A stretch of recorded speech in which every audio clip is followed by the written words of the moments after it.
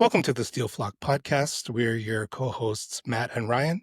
With the 2026 NFL draft right around the corner, today's short episode is all about our wish list, the players we want to see our AFC North teams target in the first round.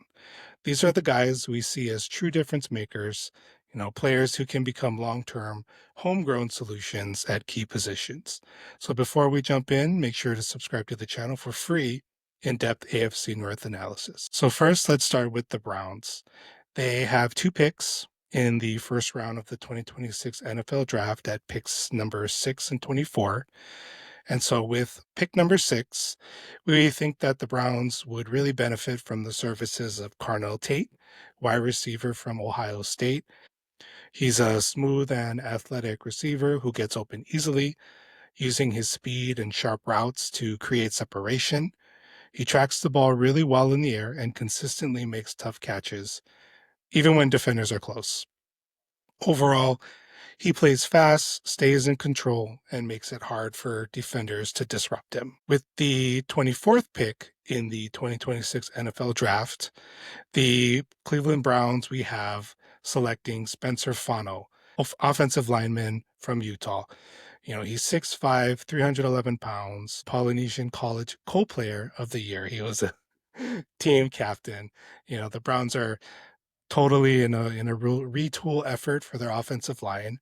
Spencer Fano is versatile and can slide into any of the 5 spots on the offensive line, and so he'll be a big difference maker for those guys. Yeah, so the Ravens are picking 14th, which is for them pretty high. They don't usually pick that high in the draft, and at that spot, or higher, they've gotten just the most blue chip of blue chip players. I mean, obviously the last one is with this exact pick was Kyle Hamilton. So, we'd be looking for hopefully that kind of impact. Are they going to trade back? Possibly, right? But I think the two players that I'm looking at there, and they're kind of moving in different directions here in terms of the draft capital or projected. But number one, I would say Ruben Bain. Like, I think the idea of him being there at 14 was weaker, but it's been getting stronger, I think. The off-field stuff that's come up, people say that's not a big deal. I think it definitely could be in combination with the short arms, all those other concerns. He could slide to 14. He would be one of those classic, how did he slide to the Ravens type guys, and they just pick him there and get a blue chip player. So he's definitely on the wish list there at 14 because he's sliding. Jordan Tyson is a guy who, since he didn't work out at the combine and aggravated his hamstring, has been pretty much 100% available there at 14 in a lot of these mock drafts. His stock's up since his last workout, but I do still think it's possible that he makes it to the Ravens at 14. And that's another case where this is a guy who was considered the number one wide receiver by far for the last couple of years in this upcoming, this draft class in 26, and just has been almost an afterthought in the class and has been leapfrogged by Mekhi Levin recently. But he is that, to complement Zay, he's a potential future X, but he also has the most balanced production profile in college of any of the top wide receivers he's played. X, slot, Z. There's a lot of ways he can contribute in year one, and then has that ceiling, I think, to be a clear number one wide receiver going forward. So those are extremely high value positions where vets get paid huge dollars. And I think those would be two of the top guys on my wish list. And I think the combined odds of one of those two guys being available is higher than people think at this point, given how sort of topsy-turvy this draft is expected to be. Awesome.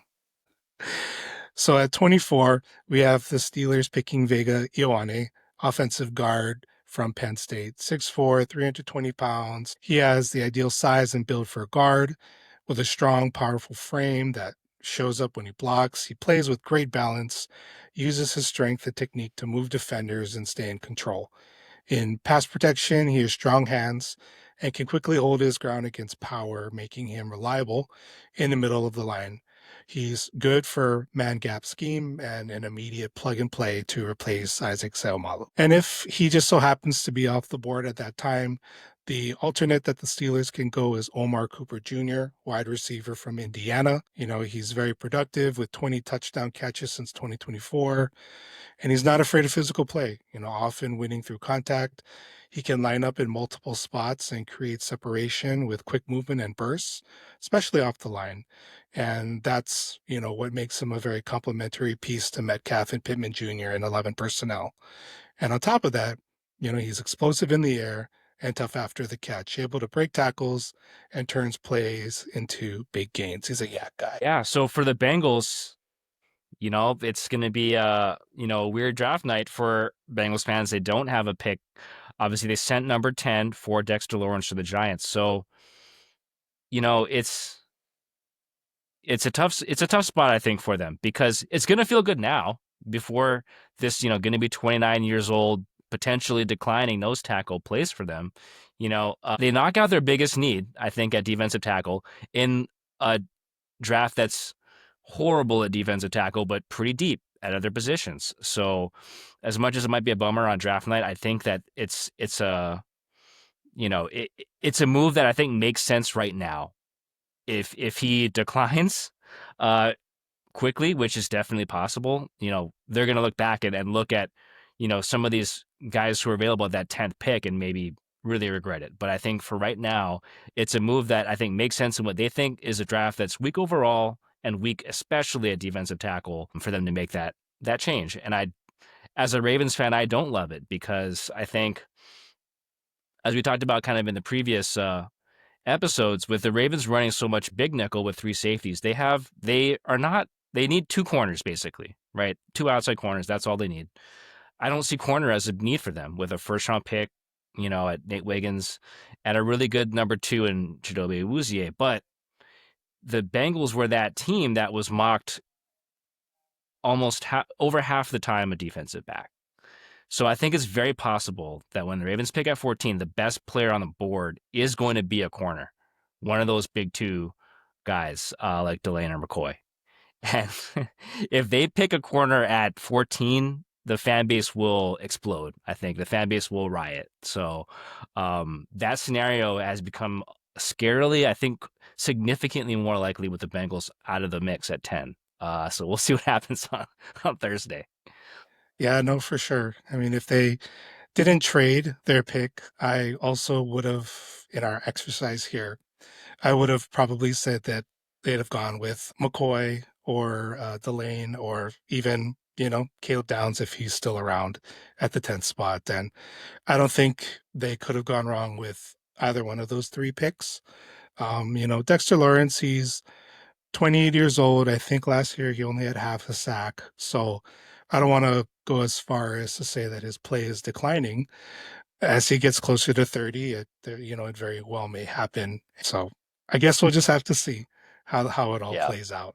I mean, as a Steeler fan, it's definitely, you don't want to have to guard up against Dexter Lawrence up front. I mean, he's definitely earned the large contract that he has, and I think he'll do what he needs to do. I just hope that ultimately the Bengals end up regretting it. That would be the ideal situation. Yeah, I mean, the Steelers are the only team in the North that has the interior offensive line to potentially, stand up to him, though. I think partly why they made the move is they're looking at the other interior lines in the division and just seeing like, wow, he could really just demolish these. So yeah, I guess losing a center who's maybe not the best pass protector, with the Ravens moving on at center, maybe it's a blessing in disguise, right? It'll be terrible this year probably if they don't get like a trade or something at center. They'll have a rookie or a really low paid guy there, but maybe in the future they'll get a really good pass blocking center who can come up against Dexter Lawrence. But yeah, right now in year one, it's looking really scary in the interior against Dexter Lawrence. Yeah. Well, if Pittsburgh is lucky enough to grab Ioane in the first round, that's solid up front with him, Mason McCormick, Zach Frazier.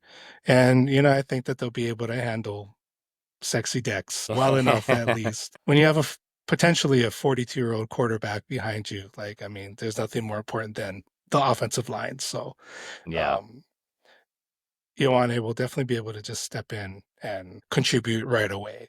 I also wouldn't be surprised if the Pittsburgh Steelers trade up, maybe even for him, just to make sure they get him. But I would also be okay, like I had mentioned, with Cooper, since he's a good complementary piece to the other two wide receivers that we have over there. And not to dive too much into it, but then the Steelers could come back and draft maybe, Pregnon from Oregon, and he would do well enough. So many different ways that we could go. Is there a position that would totally just throw you out of whack? You'll have a glitch in your system if the Ravens make that pick. I really do think it is corner, just because, again, I don't think it's a big need. The total personnel we need is lower than almost any other team in the league at corner. We already have a first round pick there. And Minter's scheme has shown it's really good at just sort of taking these sort of like mediocre to okay talents at defensive back and mashing them in this system that works really, really well. So I think that would be just a huge overinvestment at corner. I would hate that. I mean, I'm not in love with a lot of the guys that are getting mocked there. I think like Kenyon Sadiq, I think he's just too much of a tweener. Like he can't block. He's never gonna have just sort of the start stop, I think, to really be able to run like real legit like wide receiver type routes. And that is tight ends like the position where the Ravens just keep finding these Pro Bowlers later in the draft. So to and there's a lot I think of potential later down the board. So I really wouldn't love those two picks for sure. Anything on the offensive line it would be hard to argue with, right? I mean they need a future left tackle. They need anywhere on the interior, of course. So I wouldn't go crazy, get upset about any of those, but corner or tight end would be kind of unfortunate.